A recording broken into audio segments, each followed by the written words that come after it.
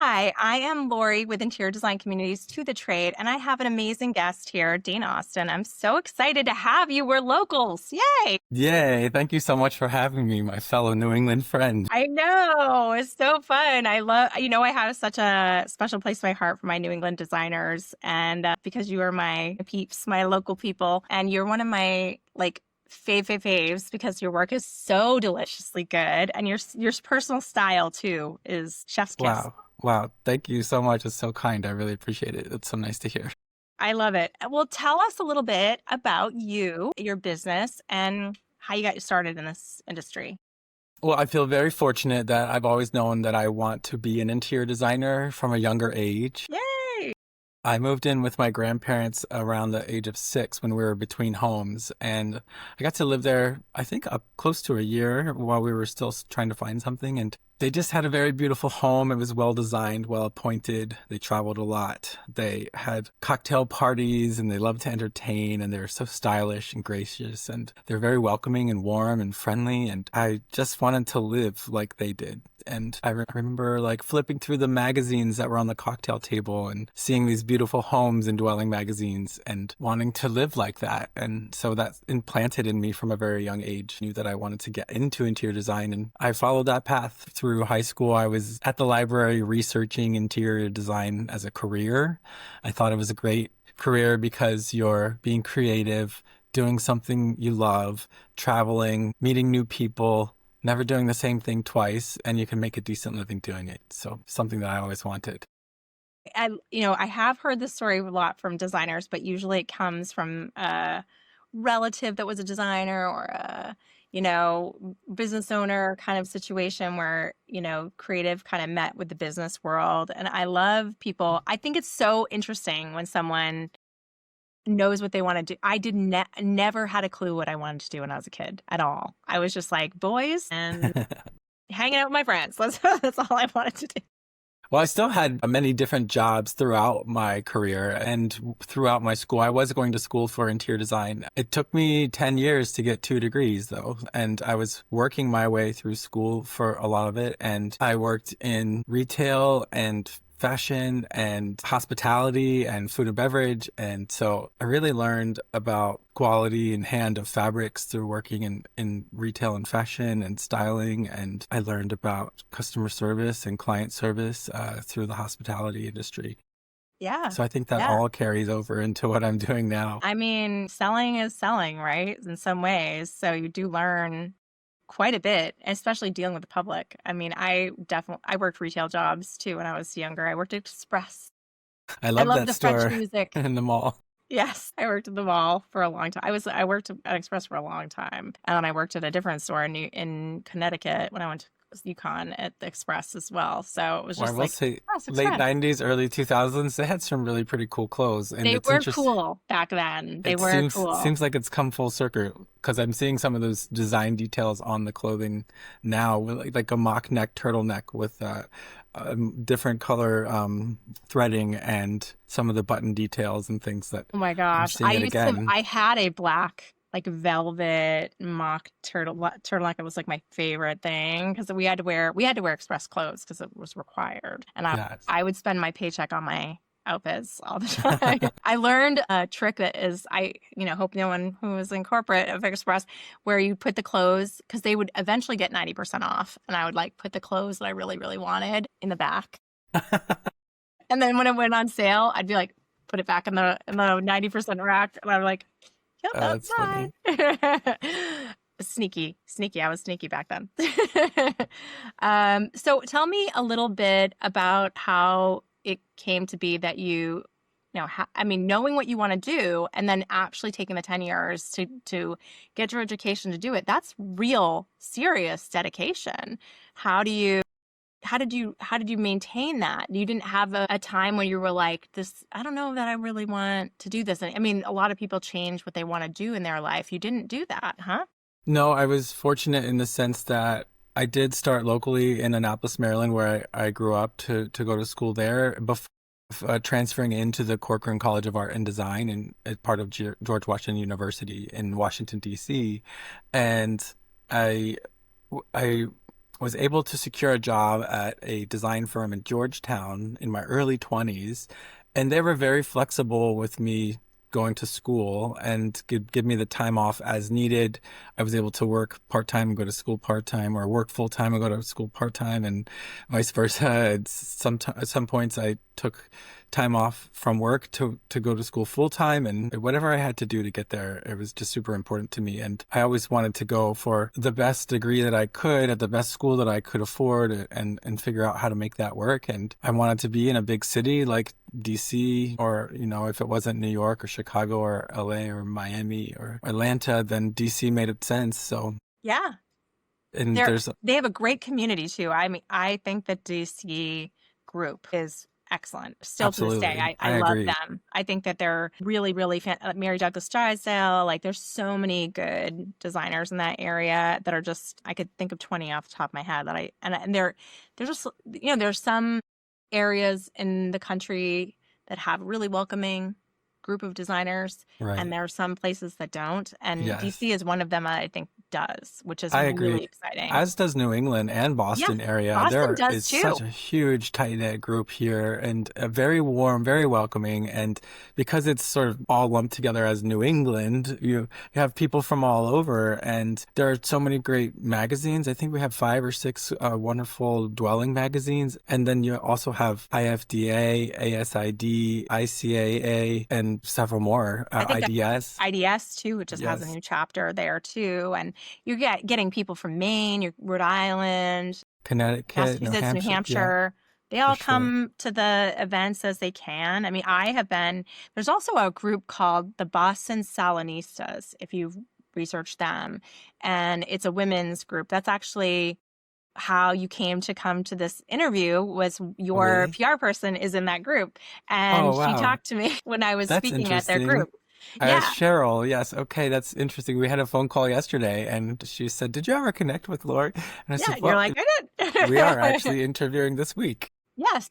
Yeah, she is fantastic. We had a great conversation, but that group in general, it's women. It's a women's group, and I wouldn't say they're all designers. Some of them are creatives in other fields, but they get together. They have free talks on, different topics every time. We did one on marketing versus PR, like what that looks like. Oh, yes.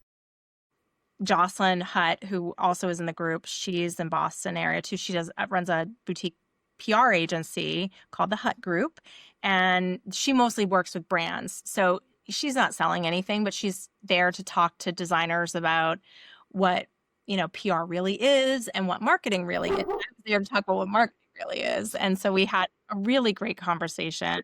We had a great conversation about, how we can work together on those things, because I think designers often, marketing comes last sometimes. It's just one of those things. And I don't sell marketing to designers either. So they were so excited that there were two of us there sharing information, and neither one of us is trying to sell anything to anybody there. We're just there to help them, and they loved it. Absolutely. I do feel like community, and obviously we're interior design community, means so much. It really makes the difference between whether or not you have a successful launch out into your business or into your career of design. Having someone who can mentor you, having someone teach you, other designers sharing information with you. It's so necessary to build a Hmm. business. I mean, I was doing a talk at High Point I think it's 2 markets ago. And we had a talk about design fees. And one of the designers, awesome, vulnerable, raised her hand and was like, what's the minimum fee? Because she's like, I'm charging $50 an hour. And the whole room was like, oh, it was just Yeah, that so does. like, It's no, not helpful for our no. industry, but maybe they Yeah. just don't know. No, they don't know. Yeah. I mean, that is one major hole in our industry, is that there isn't really a standard, which is in some ways good, because there's different, I mean, it's so a la carte and so specific to the client and the area and the home and all of the products you're going to be buying. But there should be some minimums, I feel like, to keep, I think personally, my opinion is that the United States, it should be no less than $100 an hour, no less than that, no matter where you are in the I country, agree. Yes. you know? I will say there are averages, and I am in the Design Leadership Network and the Leaders of Design Council. And the more that we open up to each other and you're talking to people across the country, I will say that you generally tend to hear averages for hourly rates. Yeah. Yeah. And people who are more established in their careers in the industry, you're probably hearing 350 an Yeah. I hour. would say 250 to 300 is when Yeah. you're, 10-year in, you're established, you're Yes. doing good things, maybe even 15 years in. But you do have to, some of it is dependent on location too. I mean, Right. sometimes you're in the middle of nowhere, Arkansas, and, you have to do what the market will bear in that area. I've even had students come to me in middle America who I'm like, maybe you should, if you can, like start out at Home Depot. I know that's hard, that's terrible, but at least space planning and kitchen and bath can get you to be able to learn what you need to learn so that you can go into that, because everybody needs kitchen and bath. That's a good way Yes. to, like, if you're in middle America making a living as a designer, you're going to have some people that need full home design, but it's a good lead in. You're going to keep busy if you can do some kitchen and bath work. Yes. And well, speaking of community too, I do think that because we have these organizations and you'll have local chapters and others that you can join online more. If you're in more rural areas, there are groups you can join online and coaching groups, and Yes. that helps to have people to run ideas by and to learn from, to share. Your strength might be my weakness or vice versa. So Yeah. I think it's super helpful to get involved with those organizations, like we mentioned earlier, ASID, IFDA, IDS, ICAA, because... And interior design community. Yes, and interior design community for sure. When you get involved, you're giving back to the community. You can volunteer to become a person on the planning committee or the gala committee or do the award shows, and you might end up being able to get onto the board. And just getting yourself established, putting your name out there, people start to know who you are and what you're about when you're giving of your time in those organizations. Yeah. And it's not just about what can they do for you, but what can you do for them. I think Sure. that was super helpful coming from DC after 10 years and moving to Boston, where I've now been since 2012. I joined those organizations when I moved here, and I started going to the events and the magazine events and the launches, and I worked my way through building relationships through those organizations. And I'm so grateful that they exist, and I'm still a member to several of them. I can't do them all at one time. You can only Sure. give so much. I think it's important to maybe focus on 2 at a time or so. Right.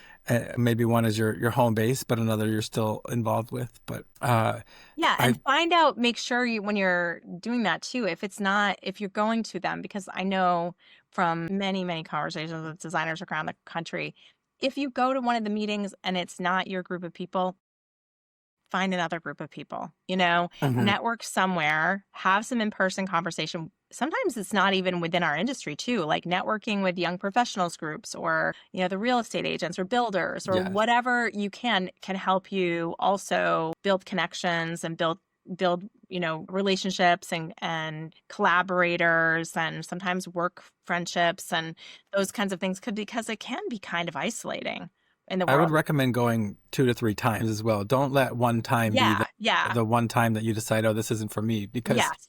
perhaps you met with someone and it wasn't their best day, or that, they were a Yeah. little grouchy, but then you're taking that negative energy and thinking I'm the whole never group's good that way. day one either. So, I need to warm up. I'm a New England people in general. We're not quick to warm up. I know that people probably don't think that of me because I'm online all the time, but it takes me a minute. Like, it takes me a minute to warm up to people, because that's like a New England sensibility thing. So there's like a guard a little bit when I first meet someone, and then I warm up over time. yes, That is shortened if I know you online. yes. I'm like, we're best friends immediately. But Well, every time I go to one of those events, I always meet someone, even if I didn't have the energy, if I was potentially having a long day or client meetings or presentations or a site visit. And if I just show up, I end up running into someone and having a conversation that then I run into them the next time. It's like, oh, I really enjoy chatting with you. Let's get coffee or let's get together. How about a studio visit? And then I've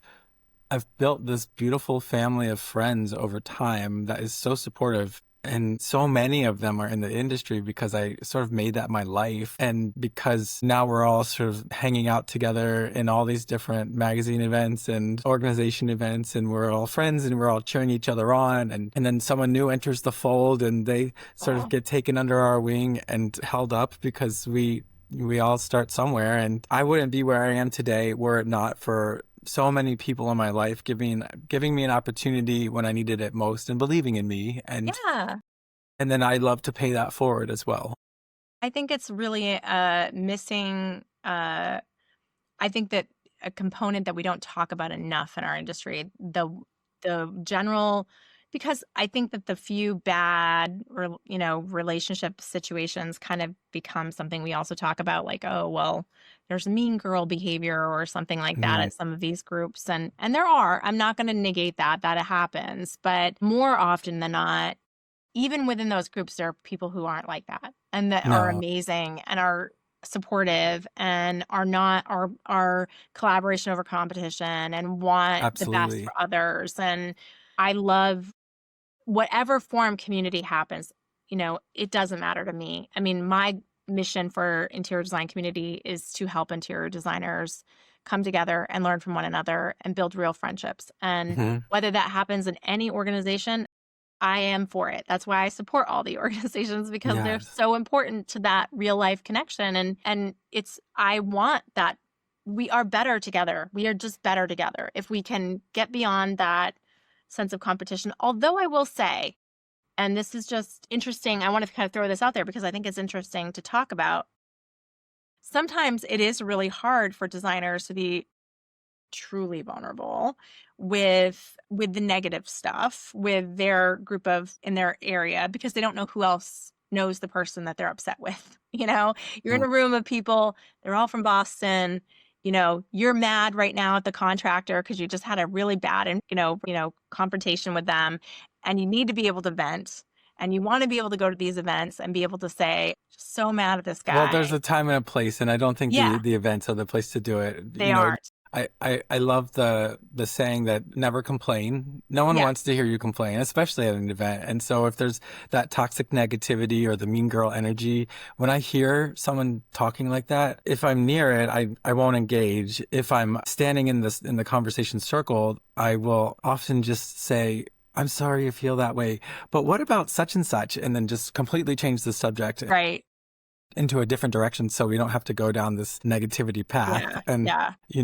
I would reserve venting is different, but Yeah. maybe to your closest design buddies, just Closest design buddy. one or two people who you're in confidence with, because And you that you also can don't want to be fully known. trust, Yes, because that is, I think it is needed sometimes. And we all need to let it out sometimes. but you don't want to go We're around certainly bashing your letting it out to a colleagues. person who gets it, who, oh my gosh, I've been there, is wonderful. Yes. But you're right, like the time and the place situation is probably best. And, maybe really good advice from those finding community that maybe of that community, you find a few people that are your besties that you can have online conversations with or texting or whatever, phone conversations when you have those moments you need to share, but maybe the Yes. the actual event isn't the place.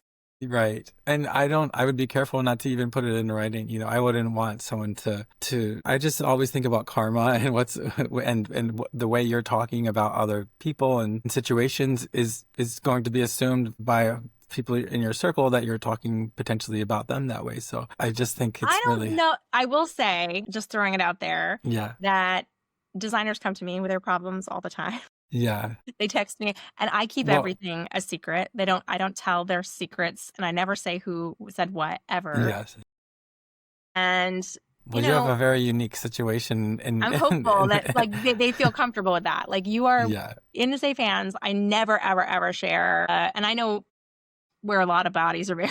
I'm sure you do actually, I do. because people come to you for guidance and Yeah. coaching and Yeah. for group testing and just putting it Yeah. out there to Yeah. It's really and for there other are points of people you view. can trust. There are so many amazing designers that you could text and tell whatever you want. And they're just never going to do that. They're never going to tell your secrets and never going to spread that around or share your words with someone else. I mean, there are some really good ones out there that are just, I have a really great group in the LA area. Hudson Home, Shelly Hudson, if she's listening, she put it together. It's like unofficial. And there's about 13 women in it and designers, and they text to each other, and they are literally in the same local market, and they text all day long problems, but they literally go up against each other. They always handle it amazing. They're just so supportive of each other. I love that too.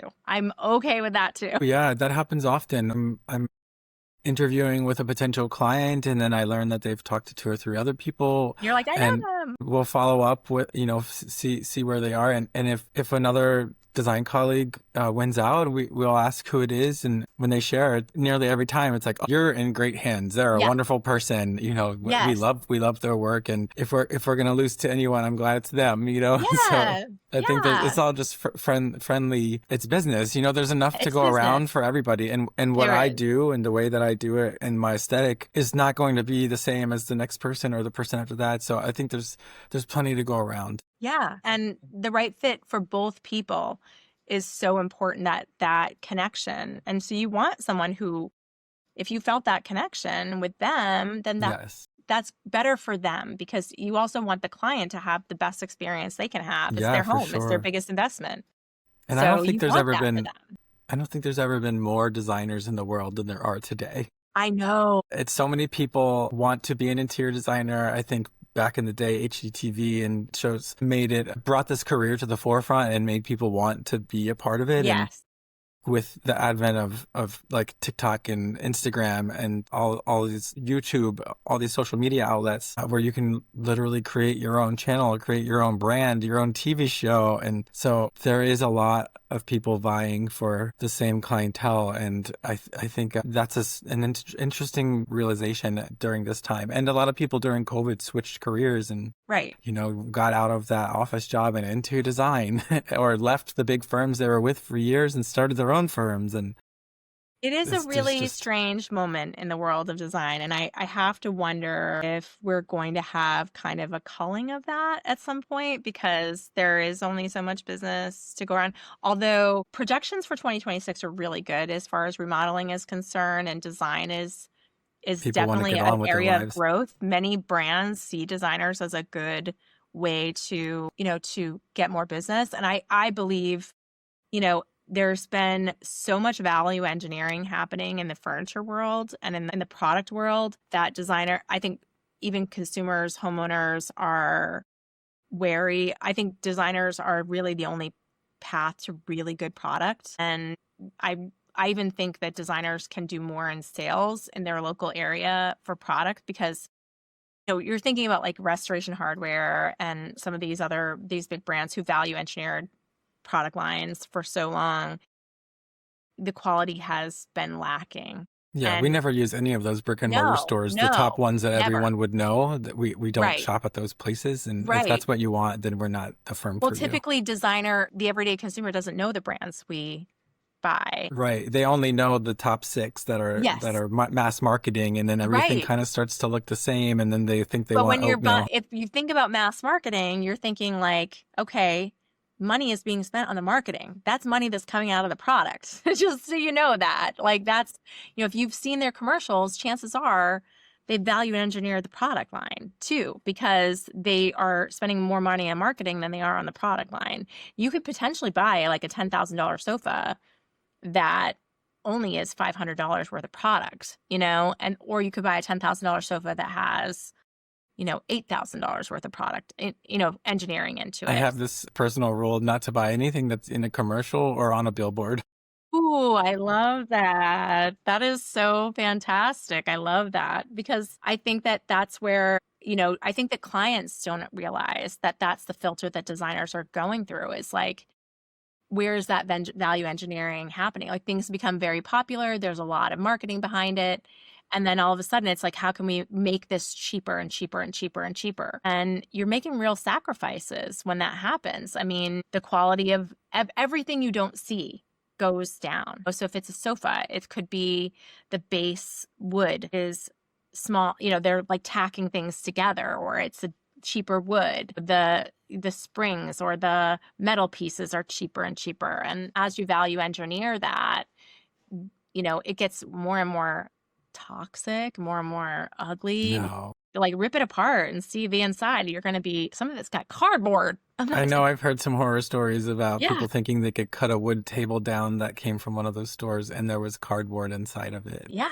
They were going to refinish the edges, but didn't work out. So No. so much or of what it's we not do, made with wood at all. It looks like wood, but it's like, you can't put stripper on it and strip right. the veneer off because it's all, glued Well, together stuff. when people are hiring us, we often express that two of your biggest investments are going to be custom upholstery and custom window treatments, because those are the things that you touch and use every day, and Yes. nothing makes a space feel more finished, and you want to be comfortable wherever you're laying, lounging, or sitting. So we always express that you're going to invest good quality money into your Yeah. bed, your club chairs, your sofa, your dining chairs. These are things that you're using and entertaining or resting And and even your relaxing. cabinetry handles, like things you would not Yes. believe how horrible it is to touch like I mean, I know for handle. sure. Cool. That's actually Ugh. one of the things that I often point out is if you even just update, if you end up in a home that might be builder grade or people cut corners, if you're not doing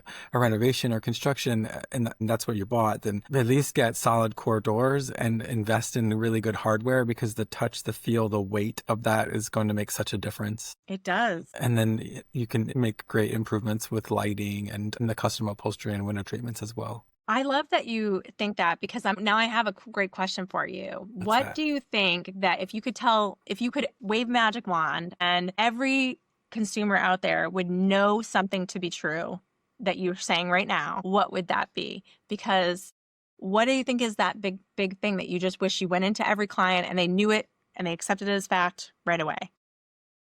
That comfort is key. That comfort is the ultimate luxury. And in order to get that, you are investing in quality furniture. And Yes. a lot of time that is made to order or custom made for you. It's bespoke. Yes. So if you're purchasing a $10,000, $15,000, $20,000 sofa, when something gets worn over time, you can just recover it, reupholster it, and it's more easily fixed. But if you purchase a sofa from one of those brick and mortar stores, it might not have reversible cushions or it might not have detached cushions, and there's a snag or something. You have to basically get rid of it. It's not worth recovering. And Yeah. so then you're buying another one in 3 to 5 years, oftentimes, because they don't last much longer than that. And you're paying twice the price for what you could have had, a single sofa for $10, $12, $15,000. It's so amazing to me. So Shannon Gem was on our podcast, and she's a designer out in California, and she was talking about what she considers like her designer filter. Like there might be 10,000 different sofa brands out there, but there might be only 30 that she would consider selling to clients, because Right. it's Agreed. about delivery times and pricing and style that is in her area, and the responsibility of how it's made and the fabric choices and like all of these different designer filter questions. And beyond that, we yeah. build rapport with these showrooms and these Sure. reps, and they become the brand an extension. reliability too. Like, Yes. are they going to, is the brand going to be there in 2 years? Are they going to be, there's so Yeah. much. There are probably 100 questions in that designer filter, because you have such a responsibility when you are buying, 10 sofas a year or 20 sofas a year. Your responsibility to buy to do good for the earth and do good for the brands that you're working with, and all of these responsibilities that you have as a designer. Those are questions that you're asking, and so that they make it through your designer filter. So when a designer is presenting a client with 3 options, they've already filtered out hundreds of options before they Absolutely. gave you those 3 options. Yes. Like, hundreds don't work for the size, the company, the style, there's all sorts of different filters that they've run that through to get down to these 3 selections. So when you're like, I don't like these, can you find something else? Like, it's like, are you serious? Yes, it always comes down to comfort for me. And that's why we do so much bespoke. Yeah, And we have things made by local workrooms when we can, or sometimes we have great relationships with workrooms across the country that sure. and I care a lot less about the brand and much more about the comfort. So we might see a sofa that looks really cool in a showroom, and then we sit in it, and I don't like the way that it sits, or the cant of the back, or Right. the fill, or there's something about the base or the legs that I want to change, maybe to a plinth base or something. And so I I often mean, it will, could be also just toxic. I mean, oh, what it yes, looks, I mean, there is Temu of furniture and, that kind of thing. Like, I just I saw a would, video the other day of somebody who literally did get rid of their living room set. It wasn't a design client, but got rid of their living room set and bought 2 sofas from Temu, and they were tiny. the scales What you off. see Yeah. online is not what you necessarily always get. And never mind, like, imagine taking a chainsaw and cutting through it in the middle. Are you going to be happy with every layer that you're seeing? Are you going to be, it's that you're, if you're not happy with the layers that you're seeing, the filling is toxic, or chemicals are in, this is the layers of what the designer is thinking about. This responsibility to your clients to keep them healthy and keep them safe and keep them comfortable. And all of those things are really important. And that's how you filter out to the right product line for them. For So sure. Yeah. I love that you care that deeply, because I think it's overlooked sometimes by clients, that that's such a big responsibility that designers have to take on. And they have also that financial responsibility to make sure they're working with a company that is, going to be around as much as they possibly can. And that doesn't mean that there aren't going to be snags, with the best and best information that they have. Designers will still sometimes buy from a company and it goes out of business, or, something happens and they don't get the product. And was just dealing with it this week. We had a designer who we shared on a story that bought a stool from a company, I believe in Portugal, and never got, the company is ghosting them and not talking to them. They have 50,000 followers, many designers following them. The brand, I can't remember what they are. You'll have to go to our stories and ask me. But they were having this problem. We put it out there. 3 other designers said they were having the problem with the same company. My So goodness. it's just that kind of thing where sometimes you can get in trouble no matter what you do, because you can't research every company in the world, Yeah. to know what their inner workings are. You do your best. And that's the financial responsibility that weighs on designers. Like, literally, if you can't get that furniture, it's eating you alive, isn't it? Yeah. Well, when I moved to Boston in 2012, went around to all the different showrooms, and I read all of the magazines, flipping through the pages, see who's who are the photographers everybody is using, who are the people writing the stories, Smart, smart. who are the designers that are making waves in the area, and then you get to know who are the people at the showroom, at the design center, and in the showrooms that are really giving back to the community. And there was one person who had one of the most high-end showrooms at the design center at the time, and I used to joke that he was the Don of the design center, but he took me under his wing and would just give me good advice, or point me in the right direction, or tell me who to work with in terms of photographers, or who to pitch my story to. And one of the things that he had said over time was just work with a couple of great brands, and that way you're giving all of your business to them for the most part. And when something does go wrong,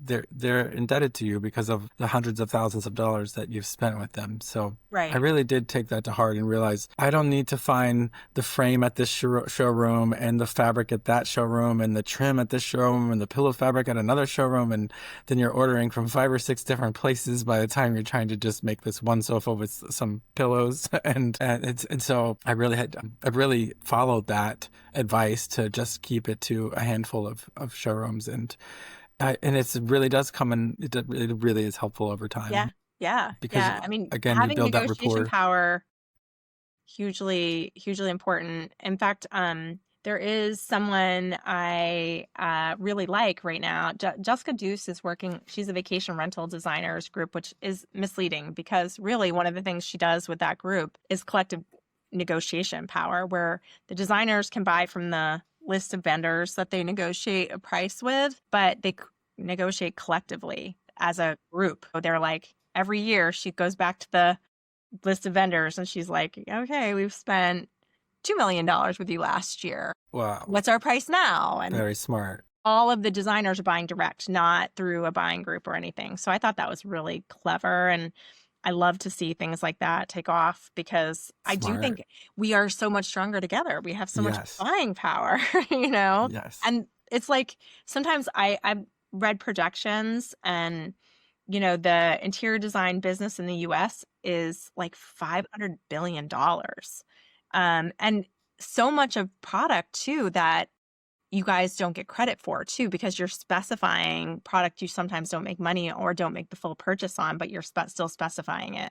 Windows or, you know, tile Mm. outside or some, you know, I have designers who specify everything indoor, outdoor, and they only make like a third of the products that are in there. You know, they're splitting with other tradespeople in the building process. So they're not making money on every product, but those brands don't even know that they're specifying and protecting that spec, you know? And I'd love to see the credit go, at least the credit part go to the designers, because you're specifying it. You're doing the heavy lifting of researching and making sure it's a good thing, it fit, and you know, calling it out to the client and putting it in the design and making sure it stays in the design through the process. So I feel like, and sometimes because you're not the actual customer, you're not getting credit, you know, and it bums me out. I'm like, if we can solve that, that'd be fantastic. Wow. Well, that's it's a good goal for you, and I'm sure that you'll accomplish in I some am way. tried. So let's talk about your business. It's probably, you know, you moved, you've come a long way. What are some of the highs? What are some of the lows that you've experienced in these years of doing your business? Well, starting all over in a brand new city was a big deal Sure. many years ago, but again, joining those I think that organizations, was fantastic. So smart. Dig in, and you did your research too, which is, yes. I think that's do not overlook that. Like who is out there exists today? Who's killing it? What are the holes? Like maybe in your area, no one really kills it with children's rooms, and you're going to specialize that when you first start, you know, because it's going to get your foot in the door or Right. whatever that might be. Who is doing something? Where can you fit in as a new market, or how can you work with the existing, what maybe your style is different than what is being offered right now. Yeah, not So, all designers are created equally, no. and it's difficult because in this industry, you can technically call yourself an interior designer without having the education, a certification, qualifications, and Yeah. so, All so I 50 states. Honestly, I will say, just a caveat, there are so many that came in as a second career designers that are killing it, like literally doing such a great job. You know, it's true. it But is impressive. there are educated and uneducated designers also not doing such a great job. Yes. Well, it always makes me a little bit sad when a client is shopping based on price and not realizing that if they spend a little more they're going to have such a better quality experience and Right. finished outcome because they're going to have one of a kind spaces that are truly made just for them. No one else is going to have your sofa or the Right. look and feel of your space. So when we get hired, people often say that a big reason is because looking through our portfolio They can tell that no two projects are the same, which means that we're listening to the client and we're not Right. imposing a one size fits all or cookie cutter look of design upon the client. We're extracting out of the client what it is that they want for themselves. And so many people don't know what that is, but we help you figure it out. And Yeah. it's that like concierge level experience that you're getting while working with us to get to know you through lifestyle questionnaires and interviews and touring the space that's existing or where you live now and the pieces you have. We like to work with what you have as much as possible, as long as it's good quality and useful, and then supplement those things so they shine. Just to be able to have that creativity, that artistry, and that concierge level service, it goes far and above what I think some people are able to provide. And I've heard that people will look through a portfolio and say, okay, well, I get it. Like, okay, my house is going to be blue and white and gray. And that sofa, that track arm sofa seems to make an appearance in every room. So, and then the design all starts to look like it could be the same house from one portfolio to the next. And, Right. it could feel very vanilla and there's not a lot of artistry or creativity behind it. And Well, also, I like, think that's those why you things hire tend us. to date as well. So, I mean, when it's all one look, and usually that's Yes. the trend of looks. And that's I love the designers who are more innovative because they are, really future proofing the house for their client too. If it doesn't look like everyone else's, it's not dated as Yes, well, totally. and that's a huge investment. I mean, this is such a huge investment for your home. So if you're not dating it, if you're not putting it in an era of a trend, then it hasn't longevity, it's of that investment.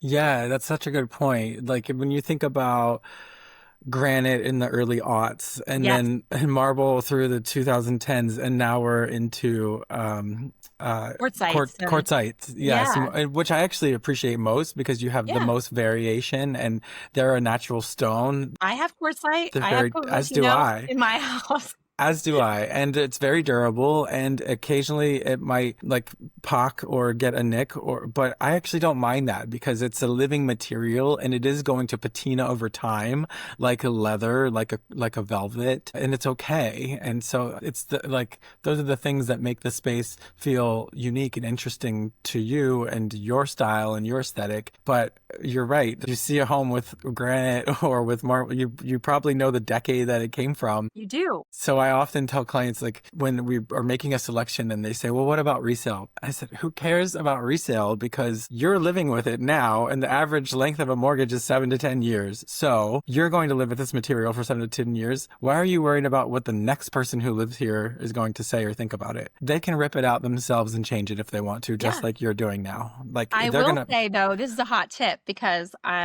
while ago I was on Instagram. Do you know that Bethany Frankel thing that happened where AD did her house and the designers didn't love it? It was very vanilla, I think and I heard about it, but it was pretty. It was pretty. And she did a rebuttal to all of the criticism, basically saying, I've never lost money on a house. I make $3 million, $2 million every house. And I look at it as an investment.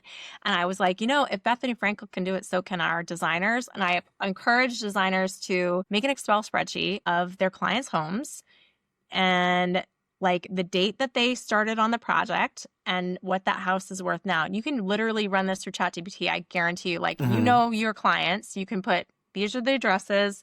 This is the dates that I started the projects. How much of the house was the house worth when I started? And how much was the house worth when is it worth today? And then you look at that number and even if it's just for your own, like, to know that you've raised that value in your clients' homes, but then for your clients, when you're meeting potential clients, to say collectively, I have increased the value of my clients' homes by $10 million over the yeah. last 10 years, or whatever that might be. I guarantee you that number is going to be good. no matter what. It's I worth actually more. The do housing market has blown up, so your explain numbers that going to to be great. clients when people are concerned about resale. If it's not a forever home, a lot of people are building forever homes, but then Sure. life changes. I sometimes I'm so surprised that Even forever people homes don't become your forever homes sometimes. yes, a lot of clients come back and they say, "Well, so and so had a grandbaby, and I want to be nearby," or Yeah. "This happened in my life, and this is changing," or "We separated," or "Our family grew," or whatever it is, and then that place that they thought was forever is then temporary. And Yeah. so I do go back and look to see what the house sold for and how much profit there was. And even in my own properties, I've realized just how much more we were able to receive during the sale of the home because of the work that we did here, that I did here. Absolutely. And I think it's an under appreciated part of our business is that we are, and that's, I want every designer who's listening, next time your client is pushing back on you for reducing your fees, or can you give me a deal on that, or whatever, you need to Sorry. recognize that you are building equity in someone else's house. You are building equity in someone else's house. So every dollar you're taking out of your own fees, you're taking out of your own equity in your own life and giving Well, it to somebody else. And don't do that. yes. Well, on the flip side of that too, I think there's a lot to be said for investing in your quality of life and ease of use. Yeah, So, though you might not get back every dollar for dollar that you have invested in an sure. upgrade in your property, you're going to love it for the next 7 to 10 years. And you're going to be It's so so true. glad that you had those extra outlets where you needed them, or added those sconce lights or those art lights, put in that beautiful special wall covering, or did that beautiful finish.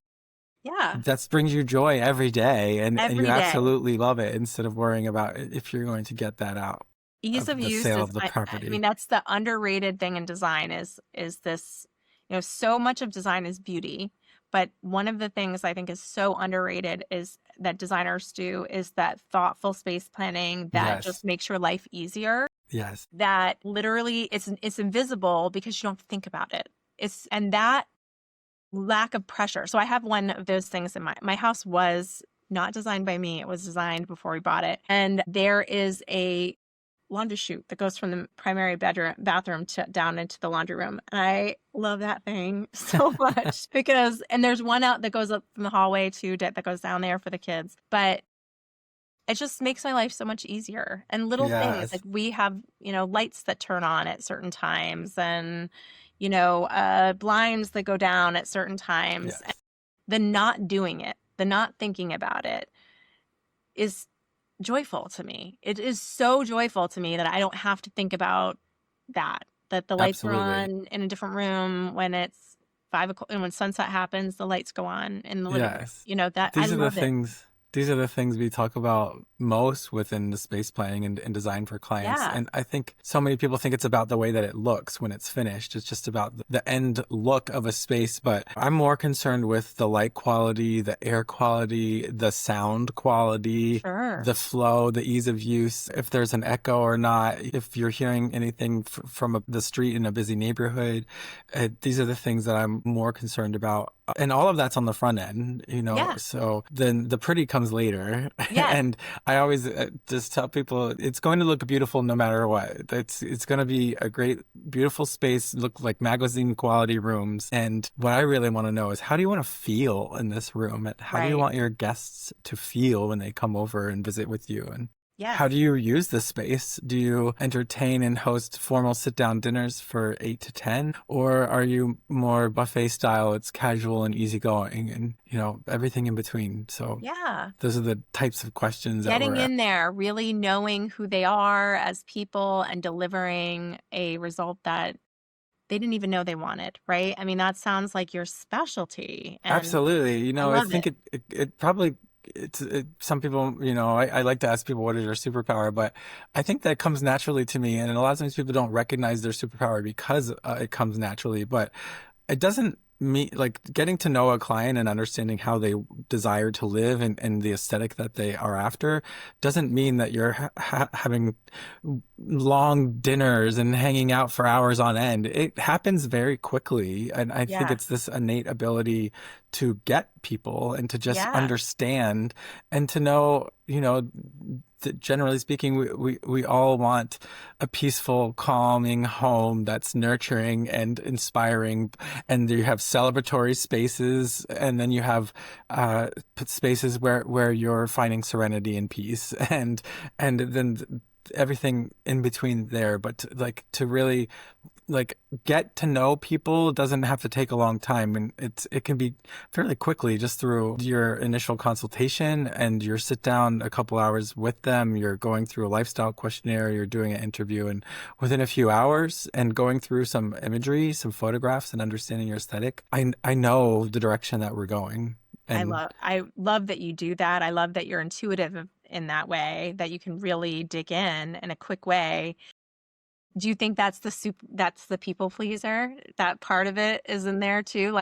But that's the good part of that people pleaser thing, that you can intuitively I think so, yeah, because understand people. I know what people want and I know how they Yeah. want to live. And generally, people are on a similar path. It's always a journey that we go on together. I explain, I don't, I don't know where we're going to end up, but we're going to go on a journey together, and I'm going to hold your hand all the way through this as your trusted advisor and design guide to help you make the right choices and the best decisions every step of the way. Sure. And so I don't know what your place will look like right now, but as we go through the next 3 months of design, that's approximately how long it takes for us to get through a whole design project, is about 3 months. And we really dive deep on the front end so that as we're presenting, and I also feel, I did study psychology and sociology in school as well, in addition to interior design and as a minor. And I was thinking about going into art therapy for children and adults with trauma.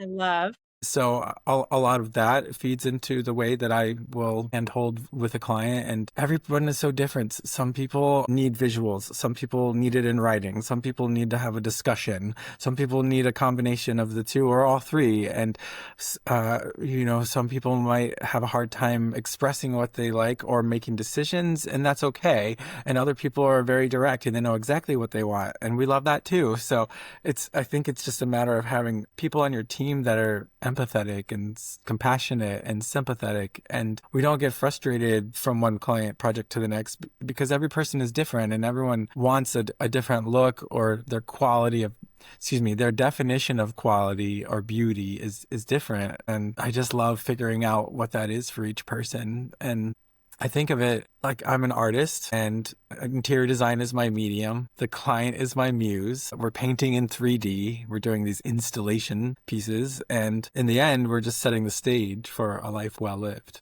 Yes. Oh, that line. Oh my gosh, that gave me chills. We're going to end with that one, because we can't top that, and you are an artist. I encourage you all to go to Dane Austin's website, check him out, go onto Instagram and follow him, because what a lovely person. I'm so glad you came and talked to us and shared a little bit about who you are and what you do in design and how you bring you to the projects that you work on. Thank you so much. Yeah, I'd love if you follow along at Dane Austin Design Absolutely. on Instagram. So good. You will not regret it. And what a lovely man too. So You're so absolutely. sweet. Thank you. I really appreciate the opportunity to connect with you again. Thank you. Thank you, Laurie.